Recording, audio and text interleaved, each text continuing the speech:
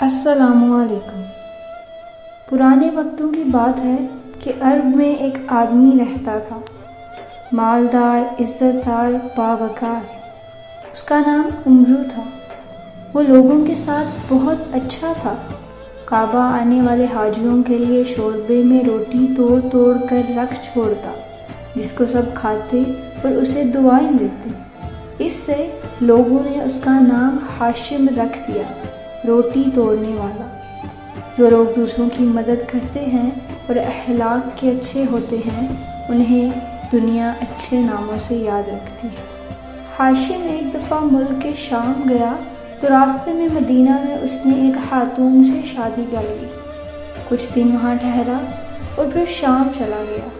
اس سفر میں اس کا انتقال ہو گیا۔ پیچھے سے بیوی کے ہاں بیٹا پیدا ہوا، مگر ہاشم کے خاندان والے اس شادی سے واقف نہیں تھے، تو بچہ ماں کے پاس پلتا رہا۔ اس کے بال بالکل سفید تھے، سنہری جیسے، اس لیے اس کا نام شیبہ، سفید بالوں والا، رکھا گیا۔ شیبہ 10-12 سال کا ہوا تو ہاشم کے بھائی مطلب کو اس کا علم ہوا۔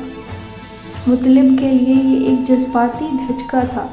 وہ فوراً مدینہ گیا اور بھتیجے کو اس کی ماں کے اصرار کے ساتھ اپنے ساتھ لے آیا۔ عرب میں لوگ سفر سے واپسی پر نوجوان غلام خرید کر لایا کرتے تھے۔ مطلب جس وقت شیبہ کے ساتھ مکہ میں داخل ہوا تو لوگوں نے سمجھا کہ وہ نیا غلام خرید کر لایا ہے، تو وہ اس لڑکے کو عبد المطلب پکارنے لگے، یعنی مطلب کا غلام۔ مطلب نے کلیئر کر دیا کہ یہ میرا بھتیجا ہے، لیکن شیبہ کا نام اس دن سے عبد المطلب پڑ گیا اور آج تک ہم ان کو اسی نام سے جانتے ہیں۔ عبد المطلب کی مکہ میں بہت عزت تھی۔ وہ بہت اچھے انسان تھے، خوبصورت، نڈر اور دل کے سچے۔ ان کو ایک رات خواب میں کسی کی آواز آئی کہ زمزم کا کنواں کھودو۔ وہ اٹھے تو دیکھا وہاں کوئی نہیں تھا، وہ اکیلے تھے۔ زمزم کا کنواں کئی صدیاں پہلے بنو جرہم نے مکہ چھوڑتے وقت دفن کر دیا تھا، اور ساتھ انہوں نے کعبہ کے سونے کے 2 ہرن، قدیم تلواریں، زریں وغیرہ بھی اس میں دفن کی تھی۔ مگر عبد المطلب کو سمجھ نہیں آ سکا کہ وہ اس کنویں کو کیسے کھودے۔ اگلی رات انہوں نے پھر خواب میں دیکھا کہ کوئی ان سے کہہ رہا ہے، زمزم کا کنواں کھودو، تم اسے کھود کیے پچھتاؤ گے نہیں، یہ تمہارے آباء و اجداد کی طرف سے تمہارا تحفہ ہے۔ یہ نہ کبھی سوکھے گا اور نہ اس کا پانی کم ہوگا، یہ حاجیوں کی پیاس بجھانے کو کافی ہوگا۔ عبد المطلب نے پوچھا کہ یہ کہاں ہے، تو جواب ملا، ٹیلے کے پاس، جہاں کوا چونچ سے زمین پر دستک دے رہا ہے۔ اگلی صبح وہ اپنے اکلوتے بیٹے حارث کے ساتھ کعبہ کی طرف گئے۔